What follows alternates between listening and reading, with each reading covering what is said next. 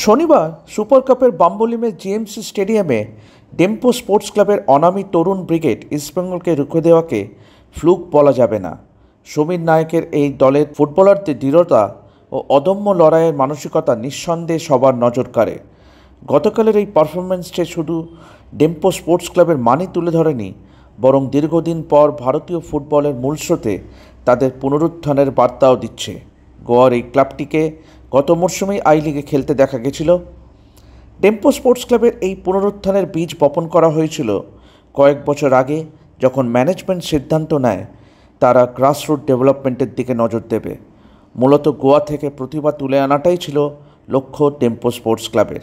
ফলস্বরূপ একাডেমি করার দিকে নজর দেয় ডেম্পো স্পোর্টস ক্লাবের ম্যানেজমেন্ট। পুরনো গোয়ার এলাতে কয়েক একর জমি নিয়ে গড়ে ওঠে ডেম্পো স্পোর্টস ক্লাবের এই রেসিডেন্সিয়াল একাডেমি, যাতে আছে অত্যাধুনিক পরিকাঠামো ও পেশাদার প্রশিক্ষণের সুবিধা। ইতিমধ্যেই ডেম্পো স্পোর্টস ক্লাবের এই একাডেমিকে এআইএফএফ 2 স্টার অ্যাক্রেডিটেশনের স্বীকৃতি দেওয়া হয়েছে।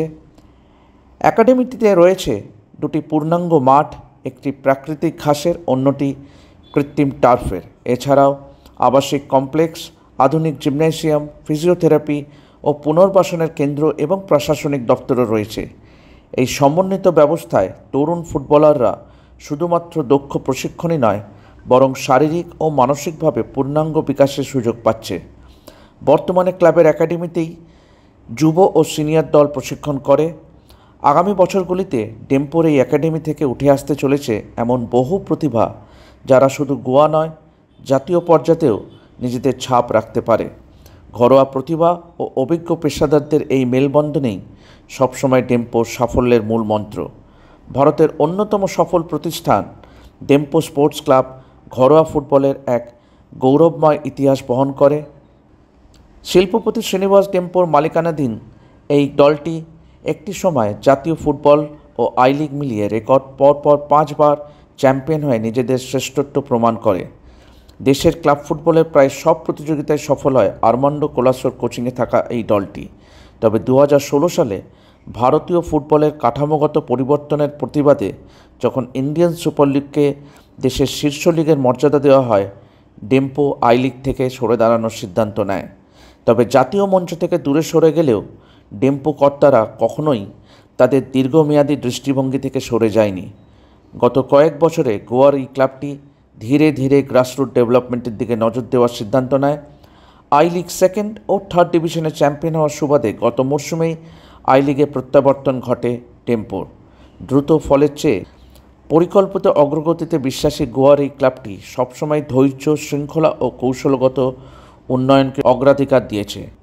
ভারতীয় ফুটবলের মূল স্রোতে ফেরার লক্ষ্যে থাকা ডেম্পো স্পোর্টস ক্লাব আজ প্রতীক হয়ে উঠেছে দৃঢ়তা, দূরদৃষ্টি ও ভারতীয় ফুটবলের প্রতি গভীর প্রতিশ্রুতির। সমৃদ্ধ ইতিহাস, শক্তিশালী পরিকাঠামো ও নতুন উদ্যম নিয়ে গোল্ডেন ইগলস আবারও উঠতে শুরু করেছে ভারতীয় ফুটবলের আকাশে। My players, because I believe in all of them, but I can see very big potential in them. In near future, you will see players from Dempo Sports Club playing at top level, maybe for India also. Not only from our team, senior team, but then from this team also, youth team. We have so much talent here at Dempo Sports Club. We are withdrawing from the I League, but then we started our academy. We started growing our own players. Ultimately, we built a team for this third division. What we played, and we qualified third. Qualified from third to second, from second to I League now, and hopefully in near future from I League to ISA.